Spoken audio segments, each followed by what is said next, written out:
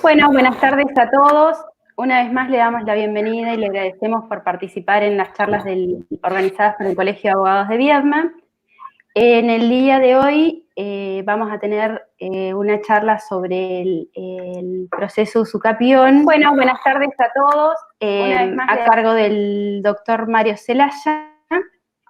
Y también nos acompaña en el día de hoy el doctor Mariano Gestoso, que es el coordinador general de institutos del Colegio de Abogados de Viedma. La actividad de hoy está organizada por la Comisión de Jóvenes del Colegio de Abogados, y la metodología que vamos a utilizar, que por ahí sí es la primera vez que participan, le vamos a dejar el lugar al doctor Mario Celaya para que de la charla, y una vez terminada vamos a pasar a un espacio de preguntas. Como hemos tenido varias solicitudes de certificados de asistencia, lo que le pedimos es que quienes así lo requieran nos digan a través del chat, y nosotros se los estaremos enviando por correo electrónico. Van a estar las chicas de la Comisión de Jóvenes tomando asistencia o registrando todos los nombres que completen para que después nosotros podamos enviarle el certificado correspondiente. Sin extenderme mucho más, por mi parte nos encontramos cuando retomemos para las preguntas. Le doy el lugar al doctor Mariano Gestoso para que haga la presentación correspondiente. Bueno, ¿qué tal? Buenas tardes. Gracias, Ana. En primer lugar, felicitar a la Comisión de Jóvenes Abogados y a Ana en particular, porque esta serie de charlas que el colegio viene dando y que viene armando por ahí, muchas veces no se ve el trabajo que hacen ellos en sus casas, con las limitaciones que hemos tenido en este tiempo y demás. Así que la verdad es que más que agradecidos y felicitarlos nuevamente. Y con respecto a hoy, me toca presentarlo a Mario otra vez, ¿sí? A un colega, a un amigo, que siempre gracias a Dios tengo la satisfacción y el privilegio de poder presentarlo cada vez que viene y acompañarlo cada vez que viene a Viedma. Esta vez no vino, pero bueno, está con nosotros. La verdad que a Mario ya a esta altura recién hablábamos de cómo se presenta, ¿no? Y a esta altura, uno cuando lo viene a ver a Mario Celaya no necesita presentación. Es como cuando uno ya hay una banda que le gusta y que sabe que va a estar bien, uno lo va a ver igual, un escritor que sabe que no lo va a defraudar. Así que, sin más prólogo, Mario, darte la bienvenida a nuestra casa, que es el Colegio de Abogados, que sabés que es tu casa también, y agradecerte, como siempre, la predisposición, la amabilidad y la generosidad que te caracteriza. Nada más.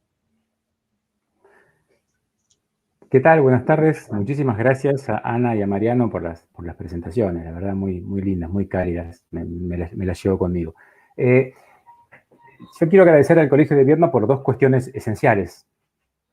Primero y principal, porque la mayoría ya me escuchó de los organizadores, y la verdad que si me vuelven a convocar por algo es. Eso está bueno, me pone re contento, porque la verdad, si no, uno puede llegar a ser sorpresivo lo que dice, pero si te vuelven a invitar es porque les quedaron ganas de escucharme, y eso me pone doblemente contento por la invitación y porque les quedaron ganas de escucharme. Y en segundo lugar, porque me dejaron proponer el título de la disertación y no me lo cambiaron.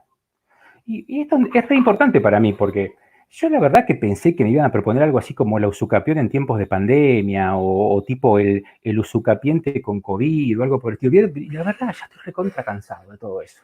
Cuando yo propuse el tema, digo, seguramente me lo van a cambiar.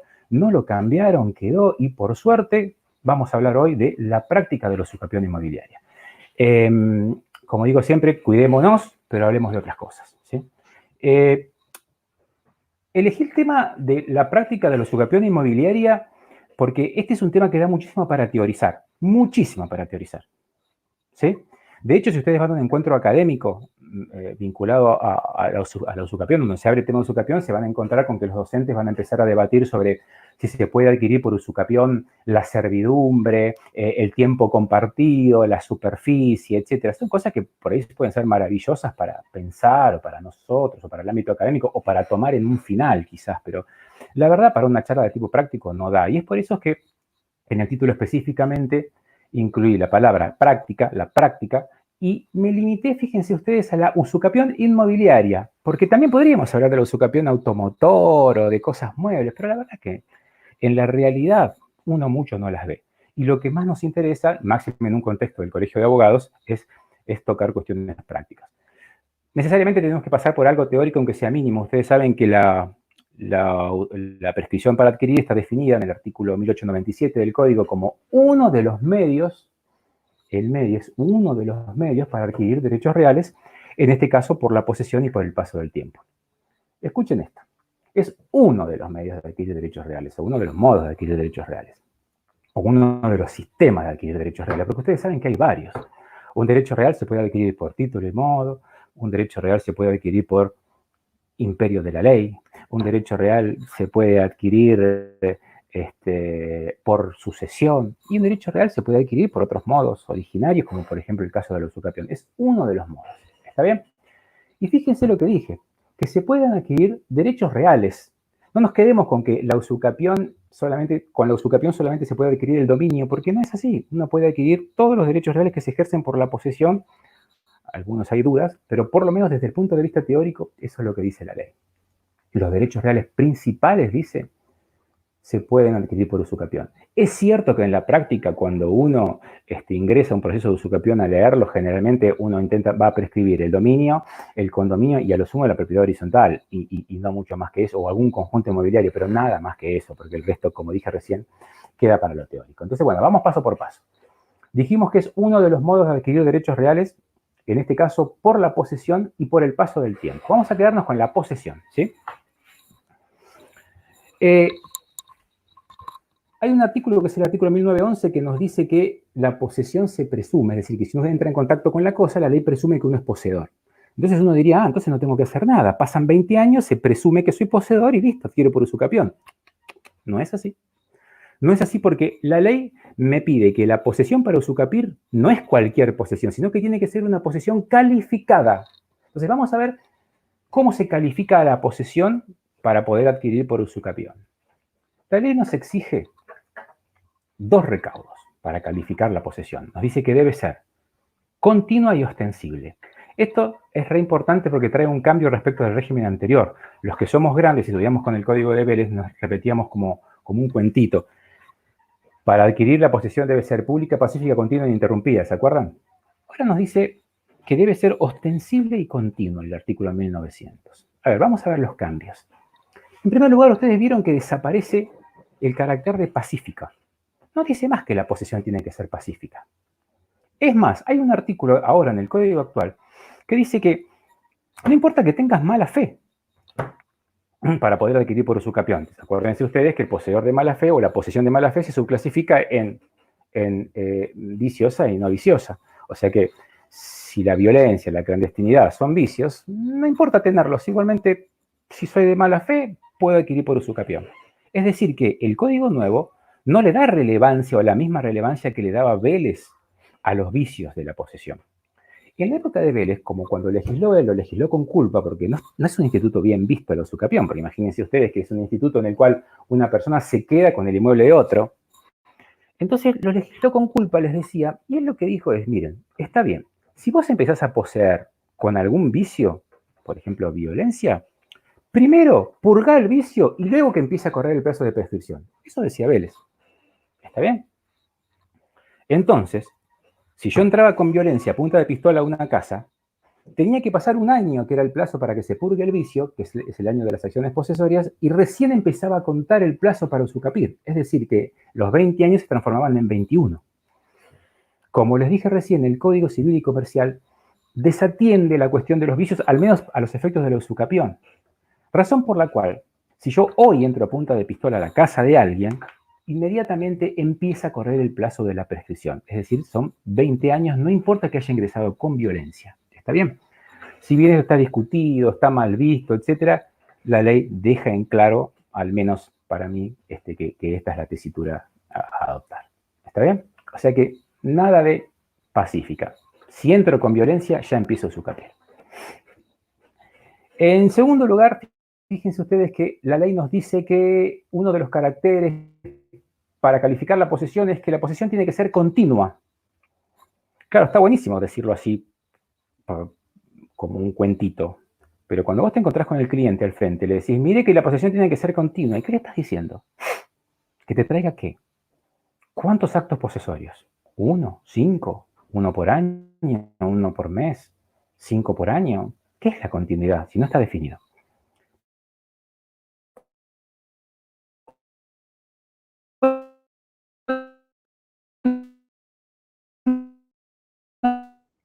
Mario, creo que...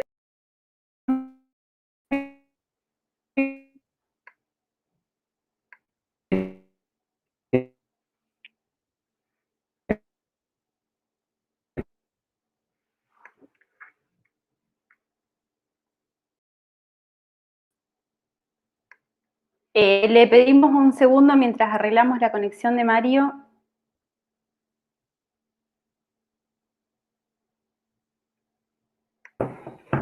Hola. ¿Estamos? ¿Listo? Bueno, volvemos otra vez.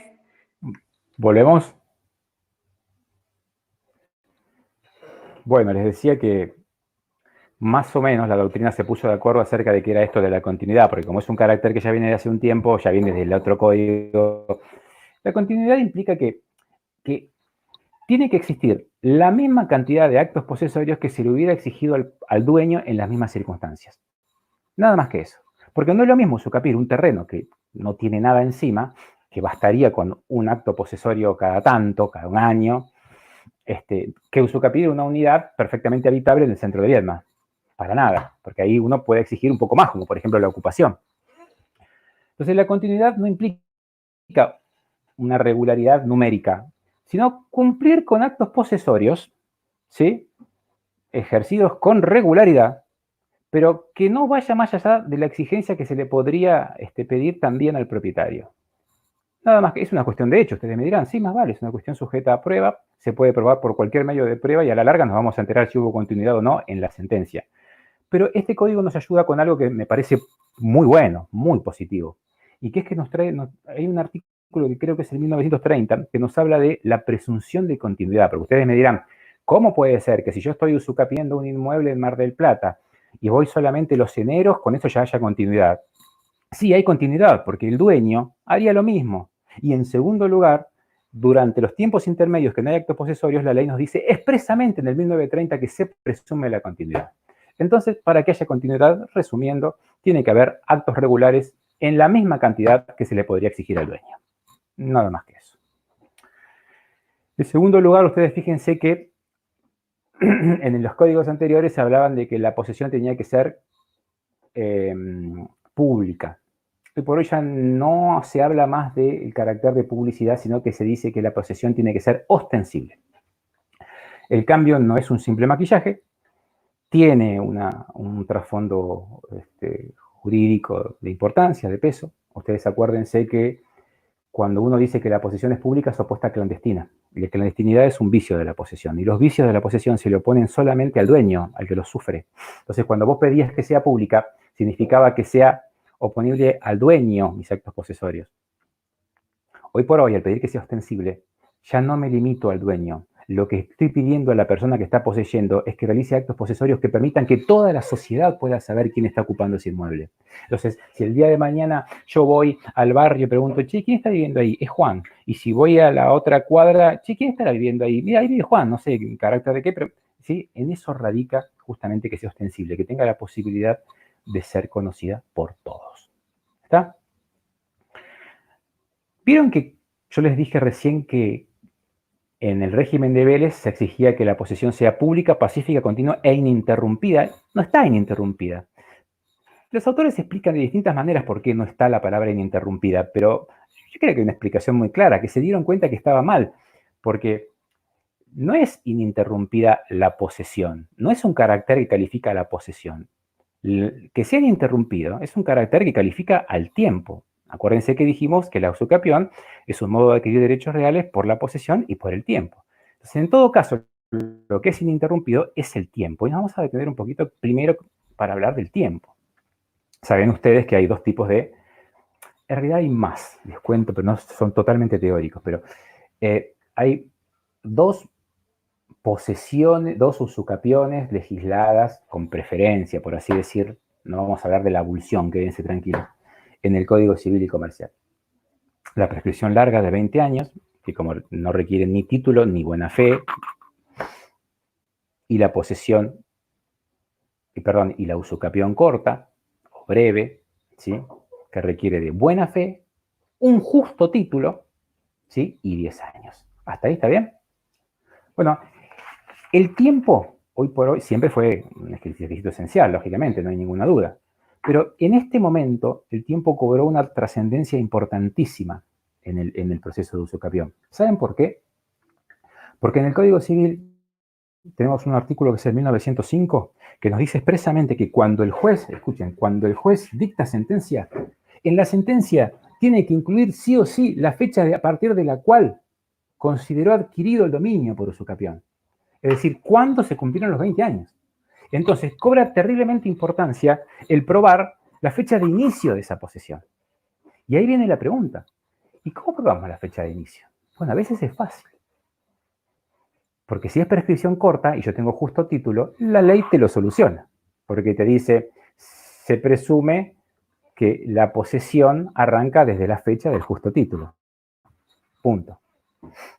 Y si tengo prescripción larga, y bueno, más o menos también, si llego a tener un título a secas, tenemos el artículo 1914 que nos dice también expresamente que si yo tengo un título, se presume que la posesión arranca desde la fecha del título. Entonces, por ejemplo, no sé, yo tengo un boleto de compraventa, nunca pude escriturar, pero tengo un título, ¿sí?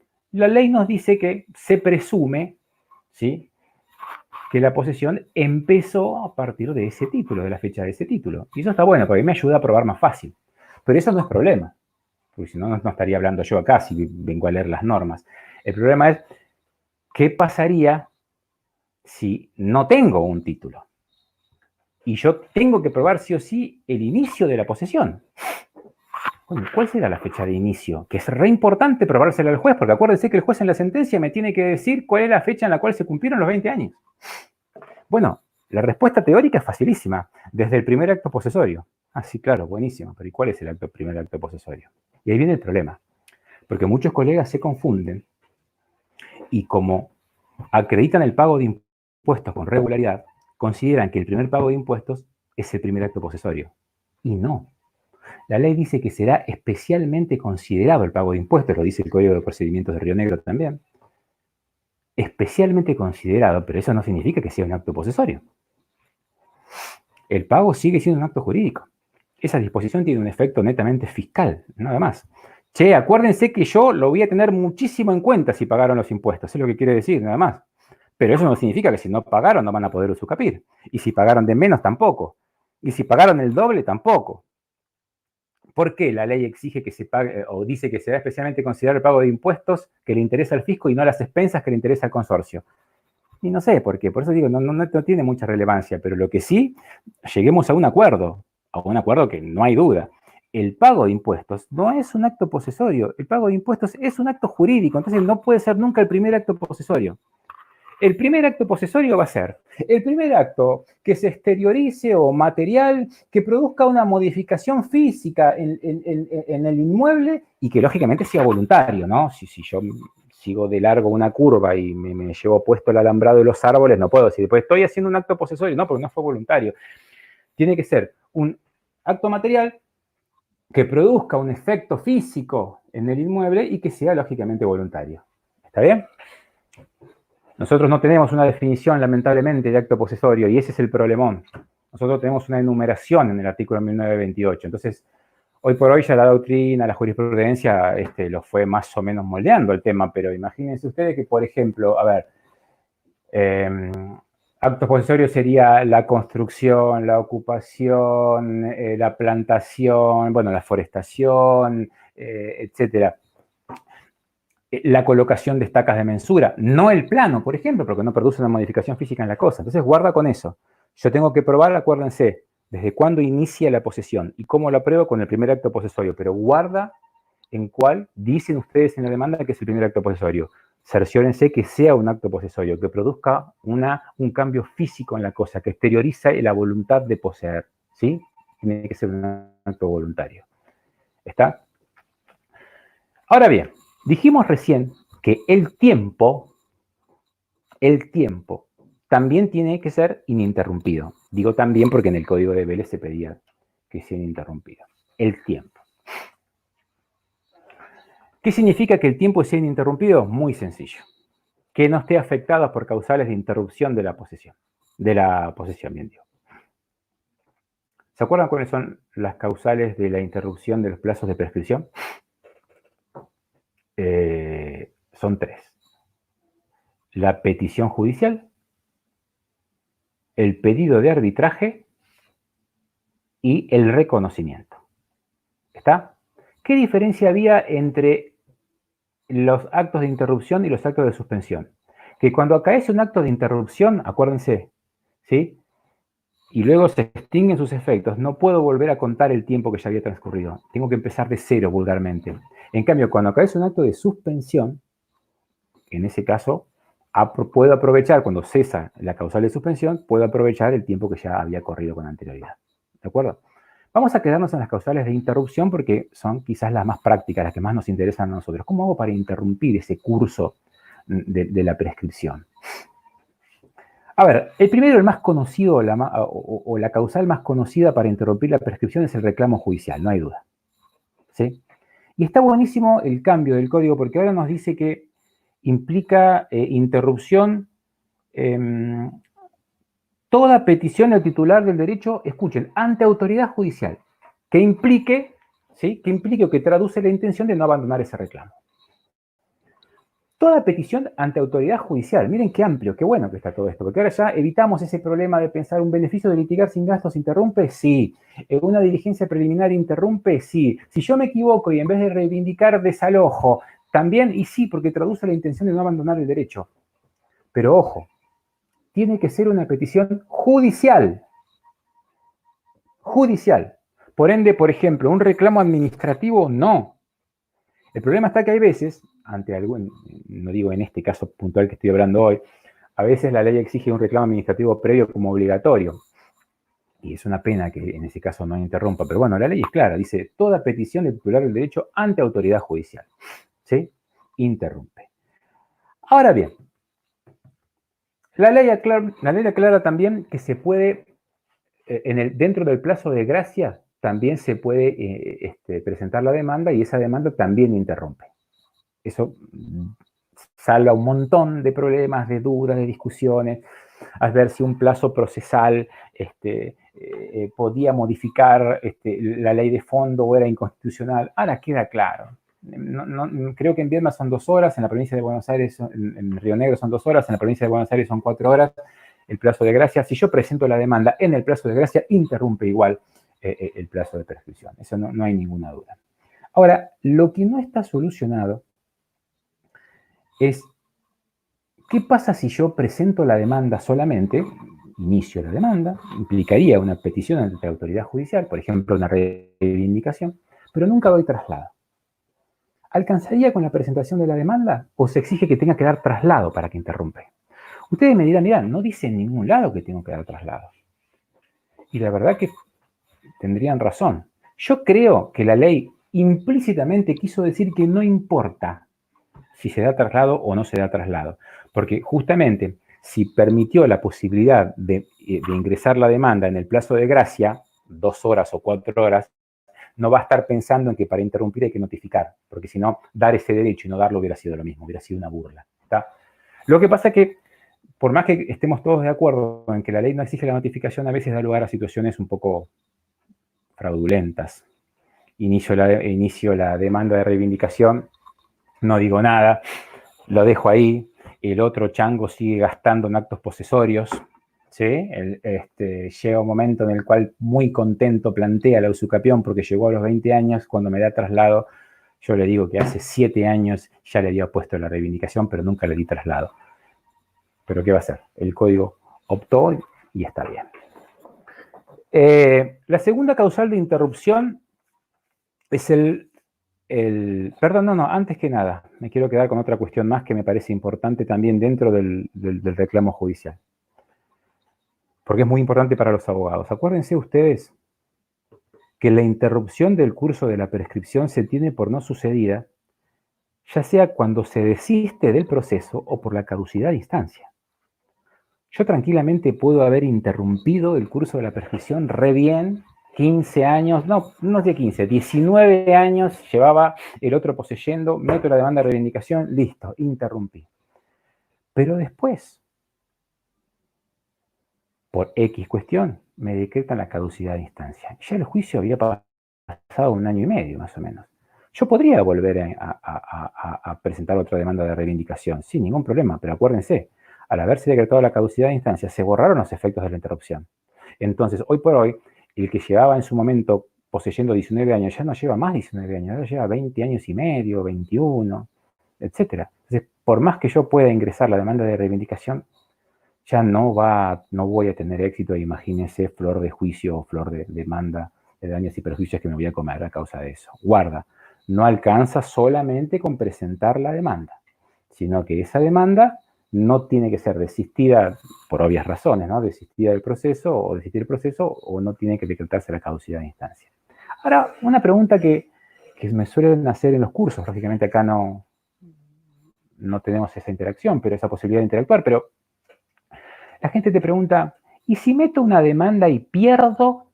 No caducidad de instancia o desistimiento del proceso. ¿Y si pierdo? ¿Qué pasa si pierdo? Y puede darse el caso, tranquilamente. Entonces, hay que dividir la cuestión. Está resuelto eso en el 2547. Hay que dividir la cuestión. Si yo pierdo en la cuestión de fondo, es decir, en lo que causa cosa juzgada material, y está listo. Metí una demanda de reivindicación, me reconvinieron por usucapión, me ganaron, listo, se terminó. Ahí ya no hay posibilidad ni de hablar de nada, de interrupción, ni de nada. Ahora, ¿qué pasa cuando yo ingreso una demanda? Pierdo, pero tengo la posibilidad de ingresarla otra vez. También en ese caso se pierden los efectos. Sí, se pierden también igualmente los efectos de la interrupción. Nada más que si yo tengo la posibilidad todavía de ingresar una nueva demanda, podré ingresarla y si quiero, lógicamente. ¿Quieren un ejemplo de esto último?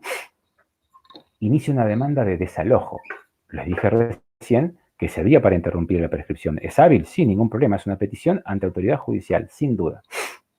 Pero acuérdense ustedes que frente a un poseedor, la demanda de desalojo es inocua. Entonces, cuando se presentan a contestar, me contestan, mire, señor, yo soy poseedor. Entonces se rechaza la demanda de desalojo.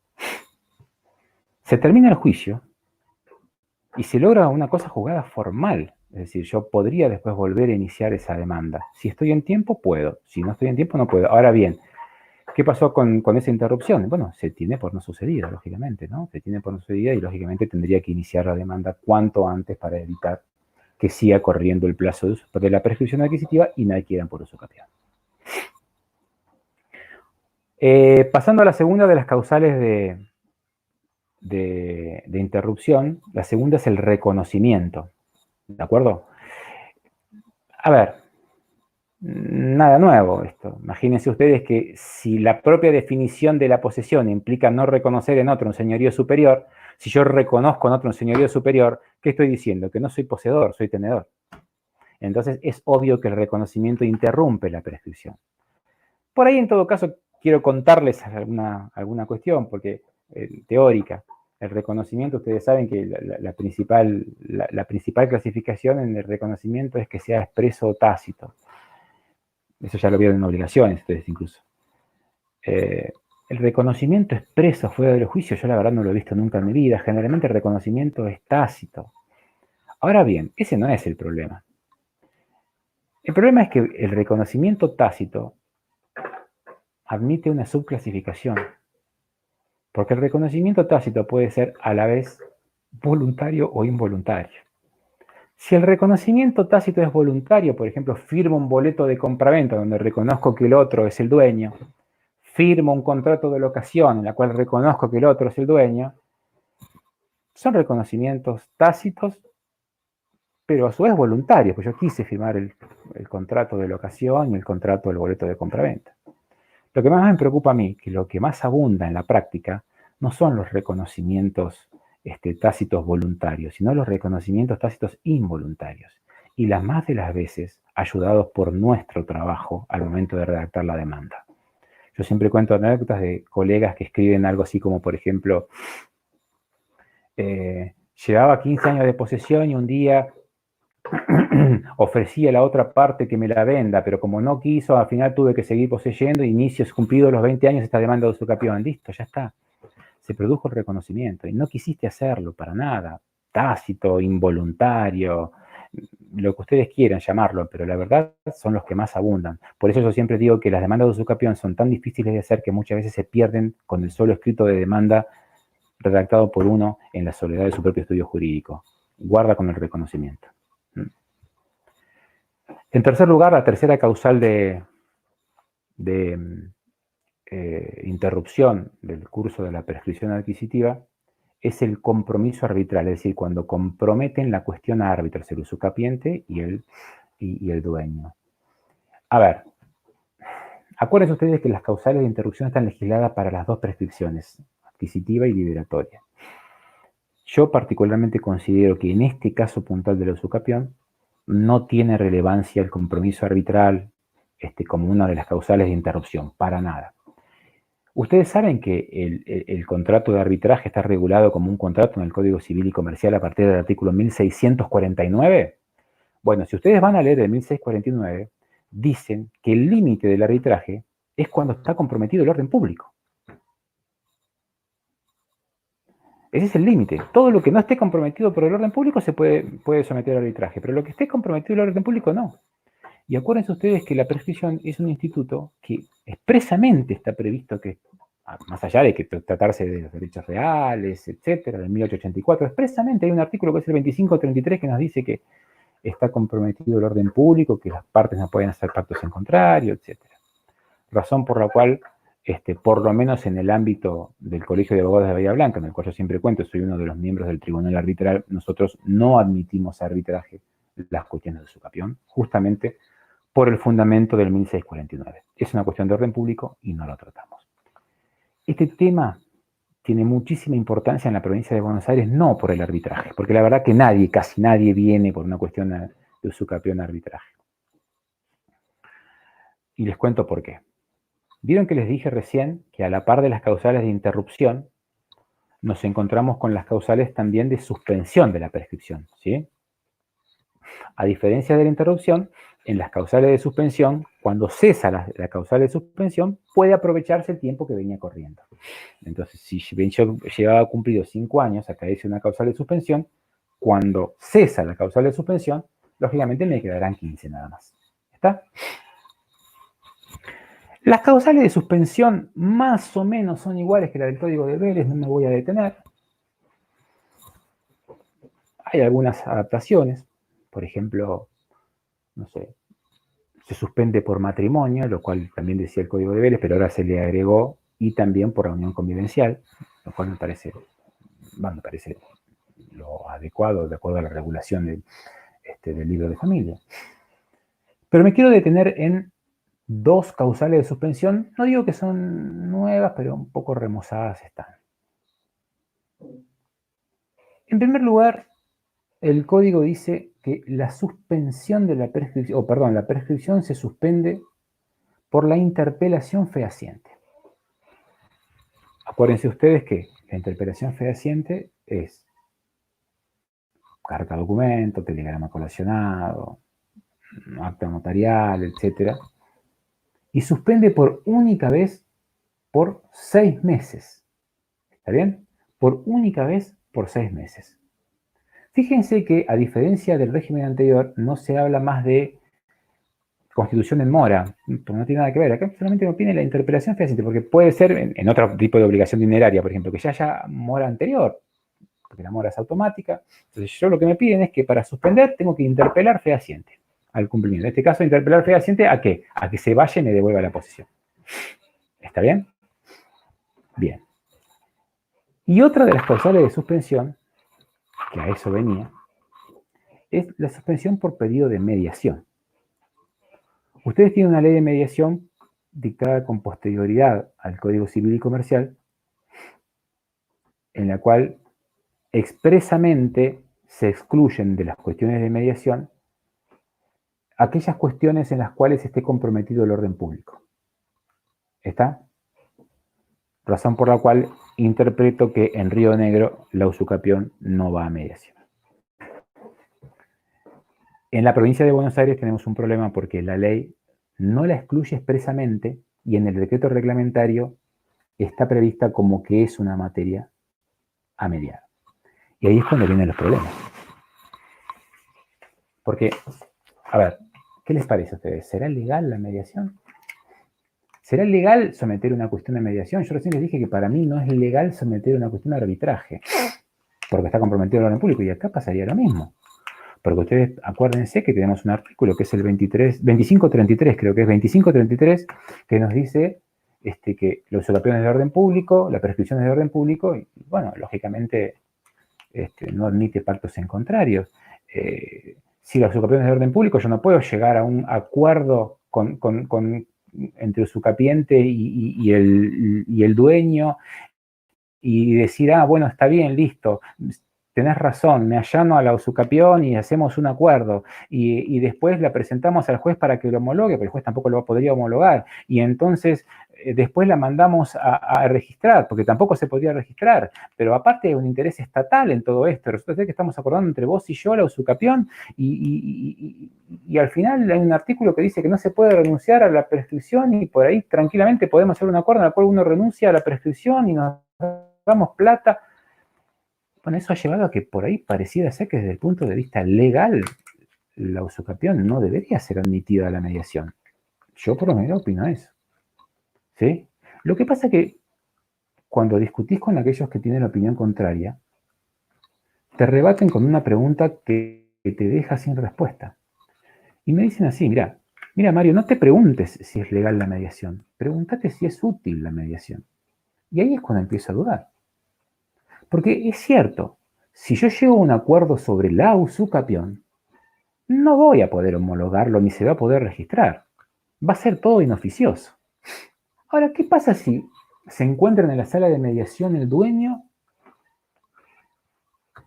y el usucapiente y llegan a un acuerdo por el cual uno le compra otro el inmueble o le alquila otro el inmueble, etcétera, o lo que sea, o ceden, o lo que ustedes quieran? Si yo puedo donar mi casa, ¿por qué no podría hacer eso, por ejemplo? Claro, y ahí te deja sin palabras, porque desde el punto de vista legal yo creo que no procede. Desde el punto de vista de la utilidad, y estaría buenísimo que la gente se reúna y solucione sus conflictos, tenga una posibilidad más. Lo que pasa es que para los que ejercemos la profesión, nosotros sabemos que en la práctica esto es una posibilidad, no lo dudo, pero es más bien de escritorio o académica. Usualmente ni se consigue al demandado para llevar al juicio, imagínense, para llevar a la mediación y mucho menos llegar a un acuerdo en estos términos. Pero es algo que me deja pensando. Dos cuestiones más respecto a este tema de la mediación. Primero, escuchen. Lo que suspende la prescripción es el pedido de mediación, no dice mediación prejudicial obligatoria. Entonces, ojo con esto, porque una mediación voluntaria también suspende. Y esto está buenísimo que yo lo aclare, porque no todas las provincias tienen mediación prejudicial obligatoria. Entonces podrían ustedes pensar, ¿cómo puede ser que una causal de suspensión del derecho de fondo se aplique en La Rioja y no se aplique en Corrientes? No. Se aplica en todas las provincias, porque cualquier tipo de mediación, la prejudicial obligatoria o la voluntaria, que eso existe en todo el país, suspende la prescripción. ¿Está? Y por último, algo que me llama muchísimo la atención, que ustedes por suerte lo tienen solucionado, porque la ley de mediación de Río Negro remite al Código Civil y Comercial, porque es posterior inclusive, pero la pregunta que nos hacíamos en la provincia de Buenos Aires es ¿desde cuándo se suspende por mediación el curso de la prescripción? Nosotros teníamos una ley, la ley provincial, que decía que se suspende desde el pedido de la mediación, desde que se formaliza la pretensión. Y el Código Civil y Comercial no dice eso. El Código Civil y Comercial nos dice desde que se expide por medio fehaciente la comunicación de la fecha de la audiencia. Escuchen esto, desde que se expide por medio fehaciente la comunicación de la fecha de la audiencia. A ver, a mí me gustaba más la solución de Buenos Aires, desde el pedido de mediación, que es mucho más fácil de comprobar. Pero así todo, como abogados que somos, lógicamente sabemos que ante una legislación nacional, incluso en este caso posterior, por una cuestión de jerarquía, va a regir el Código Civil y Comercial, razón por la cual es medio extraño, pero la suspensión del curso del plazo de prescripción, ¿saben desde cuándo se va a tener? Desde que se expide por medio fehaciente la comunicación de la fecha de mediación, desde que se expide, no importa si se recibe o no, desde que se expide. Pero bueno, esa es la solución legal. ¿Está? Gente, ustedes saben que el Código Civil y Comercial introduce un montón de cuestiones procesales relativas al tema de la usucapión. Un montón. No me voy a quedar con todas por una cuestión de tiempo, pero les quiero comentar un par, dos nada más. En primer lugar, nos dice el artículo 1905 que en el primer despacho, escuchen esto, en el primer despacho el juez debe ordenar la anotación de la litis. En su momento fue todo un tema esto, porque cuando salió el Código Civil y Comercial, cuando entró en vigencia, perdón, en el año 2015, no todas las provincias tenían legislada la anotación de la litis. Y se armaban problemones, porque el juez, cuando le presentaba la usucapión, decretaba la anotación de la litis, la mandaba a inscribir al registro, el registro no sabía qué hacer. Hay un caso que yo siempre cuento, muy gracioso, que pasó en la provincia de Corrientes, en la cual había un ida y vuelta. El juez le ordenaba, el registro se lo rechazaba. El juez le ordenaba, el registro se lo rechazaba. Hasta que un día el juez se enojó y le dijo, mire, señor, si usted no lo inscribe, yo le voy a poner una multa pecuniaria a usted, a título personal. Razón por la cual invente el folio, haga lo que quiera, pero inscríbamela. Lógicamente se solucionó el problema, ¿no? Por supuesto. Eso ya hoy por hoy quedó en anecdótico porque ya todas las provincias tienen legislada la anotación de la litis. Pero eso no significa que no haya problemas. Porque ustedes también tienen en Río Negro la anotación de litis, igual que nosotros en la provincia de Buenos Aires. Pero ustedes acuérdense que es una medida cautelar. Y si la anotación de litis es una medida cautelar, va a tener que cumplir con los recados de las medidas cautelares. Entonces, va a tener el juez que ver si existe verosimilitud en el derecho, contracautela, peligro en la demora. ¿Qué les parece a ustedes? ¿Sí o no? Y ustedes me podrán decir, no, porque el juez obligadamente dice el Código Civil y Comercial que tiene que decretar la prohibición, la anotación de litis. Pero por otro lado es una medida cautelar que está regida por los códigos de procedimientos provinciales. Entonces, ¿qué pasaría si el juez dice, no hay verosimilitud? No la decreto, pero si el código te ordena decretarla y tiene una finalidad muy buena decretar esa medida cautelar, esa medida, va. Porque lo que hago es publicitarle al dueño y a todos a los terceros, pero preferentemente está dirigido al dueño, no hagas líos porque ya todo el mundo sabe que estás en juicio, ¿eh? No se te vaya a ocurrir ahora por enojado, porque te metieron en un juicio de usucapión y ir a hipotecar el inmueble. No, está muy buena la idea. Pero ¿puede el juez? No, para mí no. El Código Civil y Comercial es claro, debe. Ahora bien, si el juez debe, es porque no tiene que tener en cuenta que es una medida cautelar. De hecho, así lo dijeron las Jornadas Nacionales de Derecho Civil del año pasado. Dicen, no es una medida cautelar, dijeron que es una medida preventiva de daños. Y está bien, porque de este modo zafamos de los requisitos. Y zafamos, ¿saben qué? De otra cosa mucho más importante. Acuérdense que las medidas cautelares caducan cada 5 años. Si yo digo que es una medida cautelar, va a caducar. Se podrá renovar, pero va a caducar. No, acá no. Entonces, por hoy, es claro, el juez en el primer despacho va a dictar la medida de anotación de la litis y no va a tener en cuenta ninguno de los recaudos de las medidas cautelares. Porque no es una medida cautelar, así por lo menos lo está diciendo la doctrina. Pero ojo, que eso trae un inconveniente terrible, que es el fraude. Porque fíjense ustedes lo que podría llegar a pasar. Una persona lleva 15 años. Si sabe que le faltan 5, o no tiene nada, o capaz que tiene ya los 20, pero no tiene ningún acto posesorio. Mete la usucapión en el juzgado. ¿Qué tiene que hacer el juez? No es una medida cautelar, no tiene que fijarse si hay verosimilitud en el derecho, tiene que ordenar la medida de anotación de la litis. ¿De acuerdo? Bien. Pero la demanda era un desastre. No te va a servir para nada. Pero el actor no da traslado. ¿Qué hace? Negocia. Lo verá el dueño, señor dueño, mire, presenté una demanda de usucapión. Ya está trabada la medida de anotación de delito, o sea que a partir de ahora usted no puede hacer nada con ese inmueble. Usted lo quería vender, quería hipotecar, pues no puede hacer nada más con ese inmueble. ¿Quiere liberarlo? Arreglemos. ¿Mm? Entonces, guarda con eso, porque la medida cautelar, es cierto, tiene recaudos que muchas veces no se encuentran, pero decir que no es una medida cautelar y no exigir ningún recaudo da pie a la posibilidad del fraude. Ojalá que esto no sea así. ¿Mm? Como otra cuestión procesal que quería tocar con ustedes es el artículo 2551, que nos dice que la prescripción puede ser articulada por vía de acción o por vía de excepción. ¿Estamos de acuerdo? Por vía de acción o por vía de excepción. ¿Es tan así esto? A veces sí, a veces no. A veces sí. Y les digo por qué. Porque no todas las veces la prescripción puede ser opuesta por vía de acción. Porque ustedes piensan en la usucapión larga, inicio de la demanda de usucapión. Reconvengo por usucapión. En este caso sería acción, no hay ninguna duda.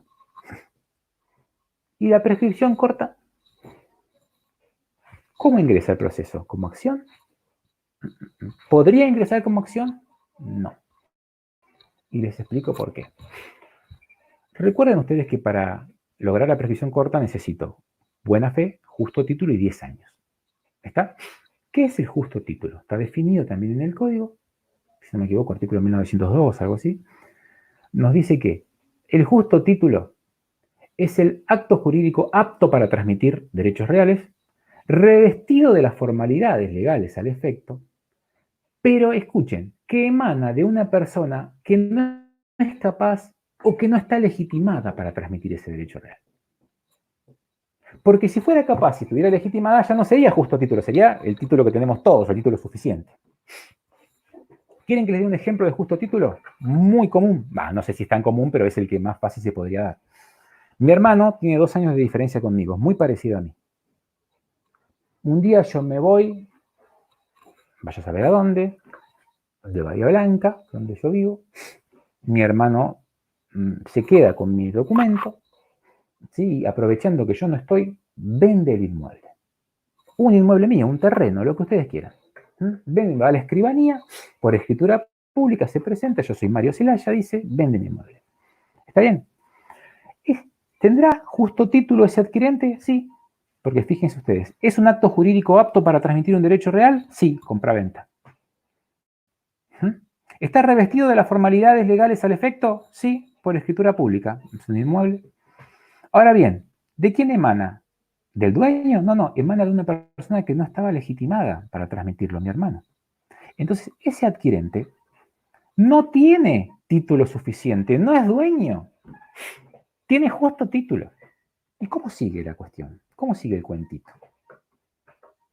Yo vengo dentro de 12 años nuevamente a Bahía Blanca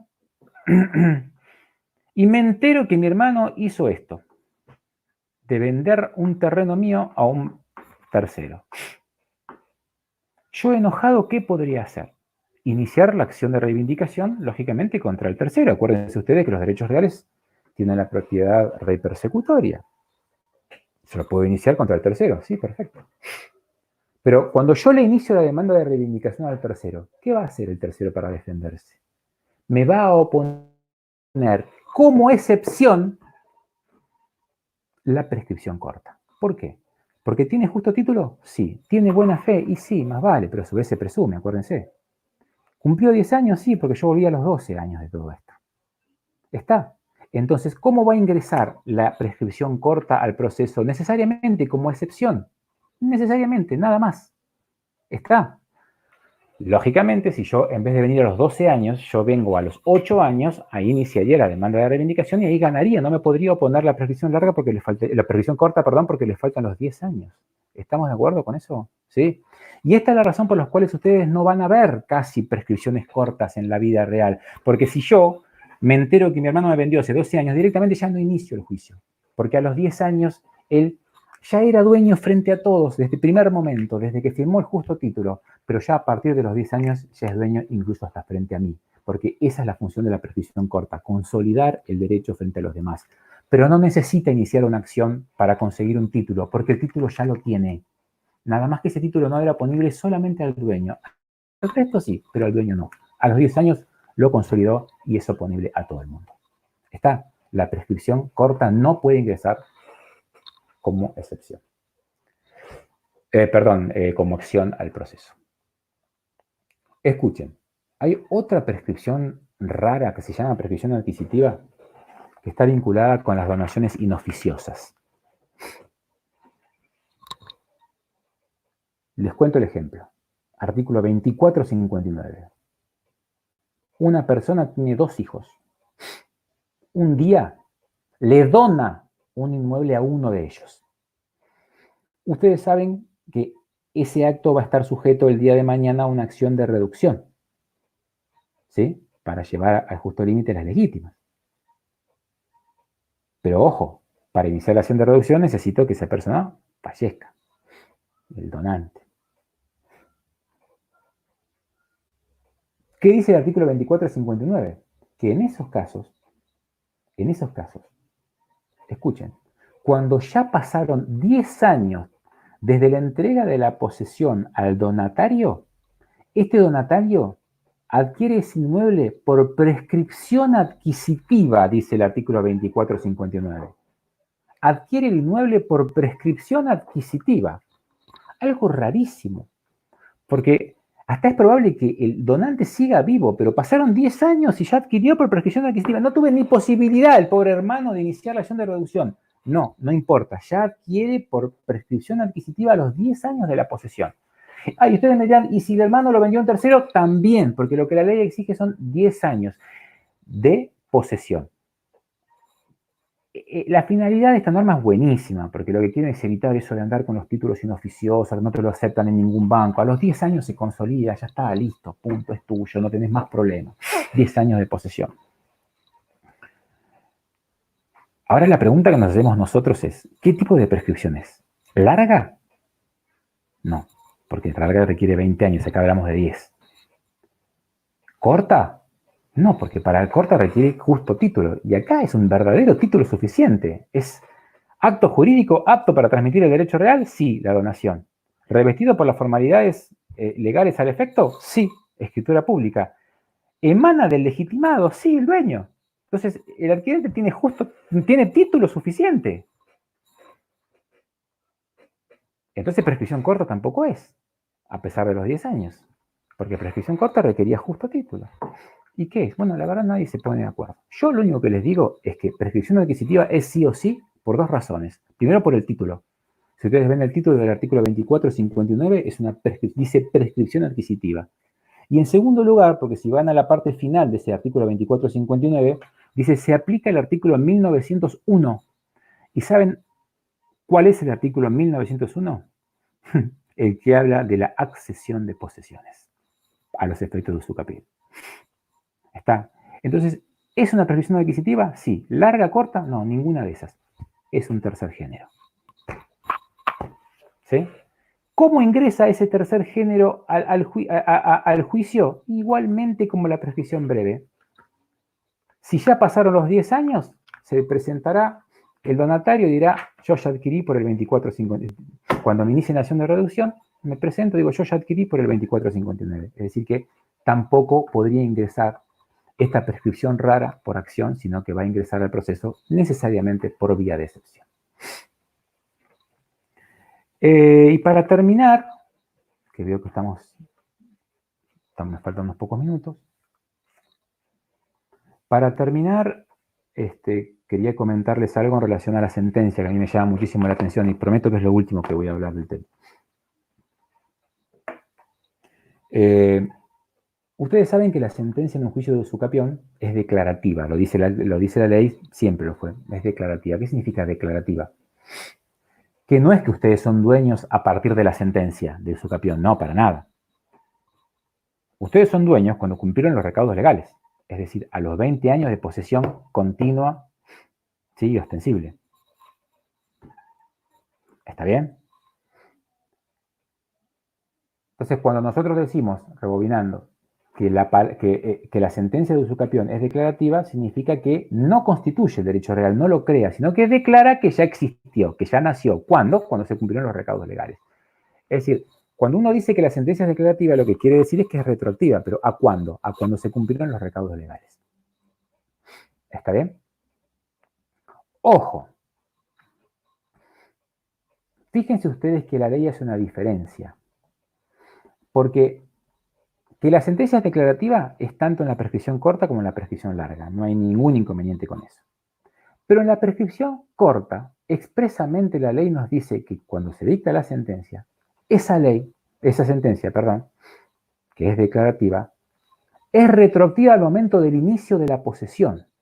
Del inicio de la posesión. Que sería la fecha del justo título, ¿no?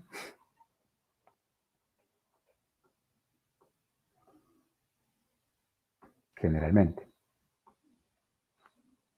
En ese caso, ¿pero por qué? En ese caso sí es retroactiva, porque lo que les dije recién. Fíjense ustedes, cuando yo adquiero por un justo título, ya soy dueño frente a todos, menos frente a uno. Entonces lo único que hace es, la sentencia es consolidar. La sentencia declara que el derecho se consolidó, nada más. Punto. Ahí lo veo bien que sea retroactiva. Pero en materia de prescripción larga, por más que la sentencia sea declarativa, no es retroactiva al inicio de la posesión.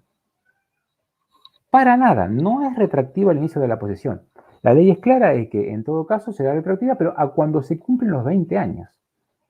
Ustedes dirán, bueno, está bien, me parece perfecto, porque justo ahí es cuando yo adquirí el derecho real por usucapión, cuando cumplí con todos los recaudos. Claro, pero esta solución que es legal trae un problema terrible. Que es que si yo soy dueño recién a partir de los 20 años de posesión, antes no era el dueño. Y si yo antes no era el dueño, había otro dueño, lógicamente. Y yo me pregunto, a ver, para usucapir, ¿quién pagó los impuestos y las expensas? Yo, que soy el poseedor. ¿Estamos de acuerdo? Sin ninguna duda. Si el dueño hipotecaba el inmueble y era dueño, ¿podía haberlo hipotecado? Sí, desde el punto de vista jurídico, incluso práctico también, porque en los bancos no constatan la posesión si la tiene otro o no. O sea, que el dueño tranquilamente puede ir con su título, pero tiene él, hipotecar. ¿Y quién tendría que hacerse cargo de esa hipoteca? Porque imagínense que si hipoteca va a dejar de pagar el dueño, si la perdió por usucapión. Yo, que soy el poseedor y que pagué los impuestos. ¿Qué pasa, por ejemplo, si el día de mañana se endeudó y le entraron a caer medidas cautelares durante todo el tiempo que yo fui poseedor? Pero claro, no era el dueño. Y le entraron a caer medidas cautelares al dueño. ¿Quién se va a tener que hacer cargo de afrontar esas medidas cautelares? Yo, que soy el poseedor, que pagué los impuestos, que levanté la hipoteca, ahora también levanto los embargos. Pero hay otra cosa que es peor, acuérdense ustedes. Que si yo soy dueño recién a partir de los 20 años, antes de los 20 años había otro dueño. Entonces, ese otro dueño va a ser el que tiene derecho a los frutos de la cosa. Y yo tendría que pagarle al dueño los frutos de la cosa. Está bien, por el plazo de la prescripción, que nadie sabe cuáles son, pero vamos a suponer que sea el plazo genérico de 5 años. Y me lleva a una situación terrible. Porque yo, para poder usucapir, tuve que pagar impuestos, expensas, levantar hipotecas, levantar gravámenes, embargos, etc. Y encima le tengo que pagar por los frutos. Y como yo soy poseedor en una posición, en una usucapión larga de mala fe, por los percibidos, dejado de percibir. Entonces llega un momento en el cual uno piensa, bueno, no siempre va a valer la pena la usucapión. Va a haber supuestos en los cuales, créanme, vamos a tener que, antes de iniciar el juicio de usucapión, sacar cuentitas. ¿La ley quiso esto? No sé, pero en la práctica es lo que tranquilamente podría darse. ¿Sí? Pero la ley es clara. ¿Sí? La sentencia es declarativa, pero solamente con efectos retroactivos al momento de que se cumplieron los 20 años. Antes yo no era dueño, había otro dueño y ese dueño podía hacer lo que podía con el inmueble mientras yo lo estaba poseyendo. ¿Está? Para despedirme, me da muchísima pena que el código no haya solucionado algunas cuestiones prácticas muy importantes, como por ejemplo todo lo relativo al plano que hay que presentar para el usucapión, acerca de si puedo terminar de cumplir con el plazo de usucapión ya iniciado el juicio. Y hay una cosa que es peor, que lleva también a debates y debates, es que si cuando me inician el juicio de reivindicación y yo contesto, solamente contesto con la usucapión, me alcanza esa sola contestación para luego tener por adquirido en la sentencia el dominio por usucapión, o voy a tener que reconvenir. Y ojo con la respuesta, porque si ustedes me dicen que voy a tener que reconvenir, eso significa que voy a tener que conseguir un plano y voy a tener que conseguir los informes. ¿Y quién consigue un plano en el plazo para la reconvención? Pero por otro lado, también me parece tonto decir que si yo contesto por usucapión y gano, después voy a tener que hacer un nuevo juicio. Pero bueno, esos temas que yo creo que en la provincia de Buenos Aires, la provincia de Río Negro, hoy por hoy están solucionados solamente por vía procesal, tendrían que haber sido de materia de respuesta en el Código Civil y Comercial. Como siempre, perdimos una oportunidad. Bueno, gente, yo lo único que espero es que fui puntual con el tiempo. Yo lo único que espero es que, como digo siempre, es que en esta horita la hayan pasado bien, porque si la pasaran bien, me van a querer volver a llamar. Muchísimas gracias y quedo a la espera de sus preguntas. Chao. Bueno, Mario, muchas gracias por la exposición, súper clara y precisa, como siempre, como nos tenés acostumbrados. Tenemos algunas preguntas en el chat. Yo las voy a ir poniendo en el Zócalo como para que vos las puedas ver, pero te las leo para que vos le puedas ir contestando. Manuel Ortiz, a ver qué puse esta segunda, ahí. La primera es, en el caso de que haya justo título... Para. ¿No lo ves? Ya, para. Sí, okay. Ya lo veo, pero déjame un segundito porque por ahí, para no meter... Emanuel, el boleto de compraventa no es justo título. Acordate la definición de justo título. El justo título es un acto jurídico apto para transmitir un derecho real. Hasta ahí vamos bien, compraventa. Pero que esté formalizado, escúchame, que esté labrado de acuerdo a las formalidades legales para transmitir ese derecho real. ¿Y cuál es la forma legal que se exige para transmitir un inmueble? La escritura pública. Es la escritura pública. Razón por la cual el boleto de compraventa no es justo título, por eso no sirve para la prescripción corta. ¿Está? Te digo porque por ahí eso deja sin efecto toda tu pregunta, ¿sí? Bueno, ahí tiene una segunda parte la pregunta, que, o sea, continúa con la pregunta que le había hecho antes. O sea, que le dice por qué es imposible notificar al demandado, porque se desconoce su domicilio no habiendo enviado oficio a la Cámara Electoral, correo, etcétera. ¿Se puede solicitar que tome defensa un defensor oficial? No sé cómo viene la pregunta. A ver, la pregunta es la primera parte es claro. El título, que por ahí en la aclaración es donde ponen el boleto Sí. de compraventa. Quiero interpretar que lo que quiere decir es que inició un proceso de usucapión larga. No sé por qué habla de justo título, pero inicia un proceso de usucapión larga con base en un boleto y no encuentra al demandado. Claro. Ni hablar que ahí en ese caso, una vez cumplido con los recaudos legales, interviene el defensor oficial, que es lo peor que te puede pasar. Porque una vez que interviene el defensor niega todo. Ustedes acuérdense que niega todo, te hace producir la prueba y luego se expide. Y al negar todo, lógicamente tenés que salir a probar vos si es cierto. Y muchas veces vos tenés, por ejemplo, no sé, el recibo del alambrador de hace 18 años y vos cuando le querés enviar un oficio a la empresa no existe más y se hace muy dificultoso.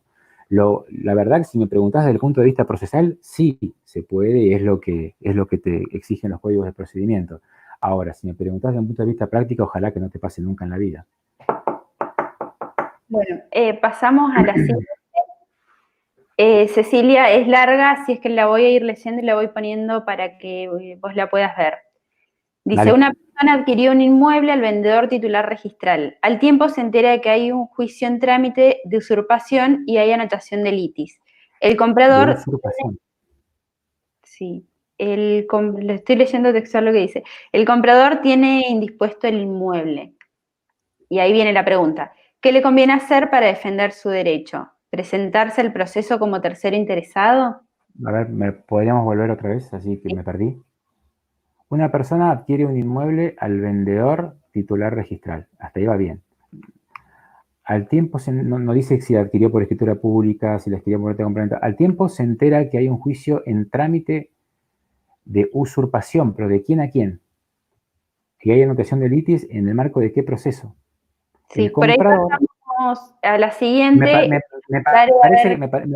Se me ocurre a mí que la persona adquirió, sí, pero no recibió el inmueble por tradición. Lo compró y no recibió por tradición, pero hay que ver si lo compró por boleto de compraventa o por escritura pública. Yo creo que eso habría que aclararlo porque de eso va a depender mucho la respuesta. Okay. Bueno, por ahí sí, Cecilia, ¿nos querés aclarar la pregunta como para que después la pueda responder? Ahí abajo hay una aclaración que dice, en vez de usurpación, usucapión. Por ahí el corrector se la corrigió así. Esa es la aclaración que nos hace acá en la parte donde dice, en trámite de usurpación. Una persona adquirió un inmueble al vendedor. Una persona adquirió un inmueble al vendedor titular registral. Sí, lo adquirió. Al tiempo se entera, se me ocurre que el comprador se entera, que hay un juicio en trámite de usucapión. Usucapión, claro, ahí lo aclara abajo. Sí, lo que quisiera saber yo es que quién tiene la posesión del inmueble. Ok, bueno, Ceci, si nos puedes aclarar abajo, seguimos con la próxima pregunta. Dice, si la sentencia no se inscribe en el registro de la propiedad inmueble, ¿queda como justo título pero no es oponible a terceros? No. A ver, esa es una pregunta totalmente doctrinaria. Está muy buena esa pregunta porque una parte de la biblioteca dice que desde el momento en que para el Código Civil y Comercial es válida la publicidad posesoria, una vez que se cumplen 20 años y tengo la sentencia, ya no hace falta más inscribir. En la práctica, todos sabemos que una vez que terminamos con el juicio de usucapión, nosotros lo que hacemos con la sentencia es la inscribimos para darle oponibilidad a terceros. Yo particularmente, dentro de esas dos posibilidades, me inclino por la segunda. Para mí, una vez que se dicta la sentencia en el juicio de usucapión, necesariamente hay que inscribirla para darle oponibilidad a terceros. No es que si no se inscribe queda como justo título, no, simplemente no tiene oponibilidad a terceros. El efecto de la registración es solamente la oponibilidad a terceros, que el resto se entere que yo soy dueño, nada más que eso. Pero sí, yo exigiría inscribir. Perfecto. Bueno, pasamos a la siguiente. Jacqueline, esta también está en dos partes, así es que empiezo a leer y pongo la pregunta. ¿Qué sucede en el caso de una persona que construyó de más en su vivienda, vale aclarar, sobre el terreno de su vecino hace más de 10 años? Pero el que pagó todos los impuestos es su vecino, sobre esa parte del terreno que es suya. ¿Qué derecho prevalece? No, bueno, eso lo dijimos recién. Acuérdense ustedes que el pago de impuestos es un acto jurídico, no es un acto posesorio. Tranquilamente yo puedo cumplir 20 años de actos posesorios distintos y no pagué nunca un impuesto y gano igual la usucapión. Si yo puedo probar, en el caso de la pregunta, 20 años de actos posesorios sobre una fracción del inmueble vecino, no importa que el vecino pague los impuestos, yo igualmente voy a adquirir por usucapión. Es decir, que respondiendo a la pregunta de Jacqueline, triunfará el poseedor por sobre el pagador de impuestos. Perfecto. Bueno, tenemos otra y después Cecilia nos aclaró la primera pregunta, si es que en la siguiente pasamos a la de Cecilia. Guillermo dice, ¿los embargos anteriores a la anotación de la litis tienen operatividad sobre el inmueble? ¿El poseedor tiene defensa? Es buenísima, con eso fue lo que cerramos recién, claro que sí. El embargo anterior, lógicamente, entiendo, Guillermo, que es el embargo al propietario, que es el que figura en el registro como dueño, lógicamente, ¿no? El embargo al dueño, lógicamente, es plenamente operativo porque es dueño, sigue siendo dueño y por ende integra el patrimonio que es garantía común de los acreedores. Al acreedor no le importa si el inmueble se lo están poseyendo o no, es dueño, lo vende el registro, trae el embargo y ese embargo es totalmente ejecutable. Lógicamente, ¿qué va a hacer el poseedor en ese caso? Ponerle que lleve 17 años y se entera que le están por subastar el inmueble al dueño. Se va a tener que presentar a pagarlo. Necesariamente va a tener que presentarse y levantarlo. Si me preguntás si tiene defensa, la respuesta la dimos recién al final. No. Si quiere usucapir, necesariamente va a tener que pagar. Bueno, es una consecuencia no deseada. Volvemos con la pregunta de Cecilia. Buenísimo. Que nos aclara que compró por escritura. Así Una es que persona, pero ¿quién? ahí la volvemos a... Sí, una persona adquirió un inmueble vendedor titular registral. Está bien. Lo compró por escritura pública. ¿Y quién ocupa el inmueble? Ok, sí, nos sigue faltando acá. Dice, el comprador, mediante escritura, realizó actos de posesión sobre el terreno, alambró, a los meses el comprador toma conocimiento que su terreno está en proceso de usucapión. Sí, hola. Y ahí en ese caso la pregunta creo que era, Y ¿qué ahí, puede hacer el tercero? Era, si no me equivoco. Ahora me claro, cierra todo. Ahora me cierra todo, porque no es un inmueble construido. Compró un terreno, lógicamente uno cuando lo va a ver parece desocupado porque no tiene ningún acto posesorio. Compró, pagó por escritura pública.